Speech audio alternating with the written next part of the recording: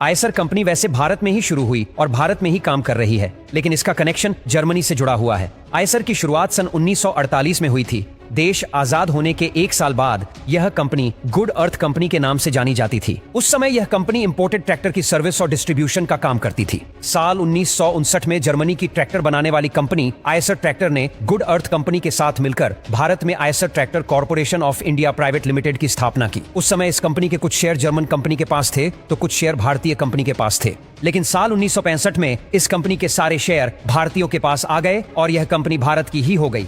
भारत के पास आयसर के शेयर तो आ गए थे, लेकिन जर्मन कंपनी ने भी अपना हिस्सा ले लिया था। दरअसल जर्मन कंपनी भारत से अलग हो गई थी। भारत में यह कंपनी आयसर के नाम से पहचानी जाती थी, जो कि जर्मन कंपनी थी। शुरू में आयसर ट्रैक्टर और उससे जुड़े पार्ट्स बनाया करती थी। यह देश की प्रमुख ट्रैक्टर कंपनी हुआ करती थी। साल 1982 में आयसर ने जापान की कंपनी मित्सुबिशी के साथ एक एग्रीमेंट साइन किया, जिसमें आयसर को मित्सुबिशी के लिए लाइट कमर्शियल व्हीकल बनाने थे। इस डील को साइन करने के बाद आयसर ट्रैक्टर बदलकर आयसर मोटर लिमिटेड हो गई। आयसर ने जो लाइट कमर्शियल व्हीकल बनाए वह आयसर मित्सुबिशी ब्रांड के नाम से बिकने लगे। आयसर अब लाइट कमर्शियल व्हीकल बना चुकी थी और अब ट्रक के मार्केट में आना चाहती थी। आयसर मोटर ने अपने ट्रक के बिजनेस को आगे बढ़ाने के लिए एक नई कंपनी वोल्वो के साथ मिलकर एक कमर्शियल व्हीकल बनाने की तैयारी की। इसमें उस समय 50% हिस्सेदारी आयसर के पास थी और इस कंपनी का नाम वोल्वो आयसर कमर्शियल व्हीकल रखा गया। वोल्वो ने कमर्शियल व्हीकल बनाने का काम शुरू किया और आयसर ने इन्हें डिस्ट्रीब्यूट करने का काम किया और जल्द ही यह कंपनी भारत के बाजार में तेजी से छा गई।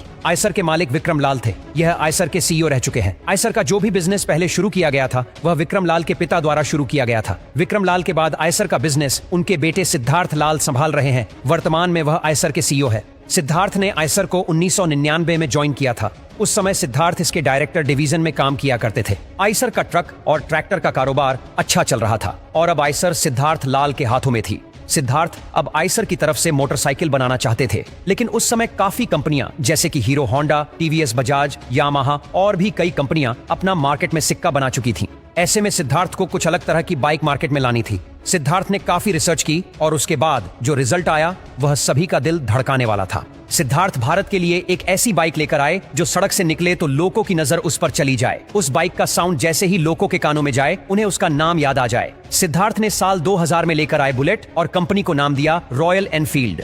रॉयल एनफील्ड आयसर की ही एक सहायक कंपनी है। सिद्धार्थ ने रॉयल एनफील्ड को लाकर भारत में मोटरसाइकिल में क्रांति ला दी।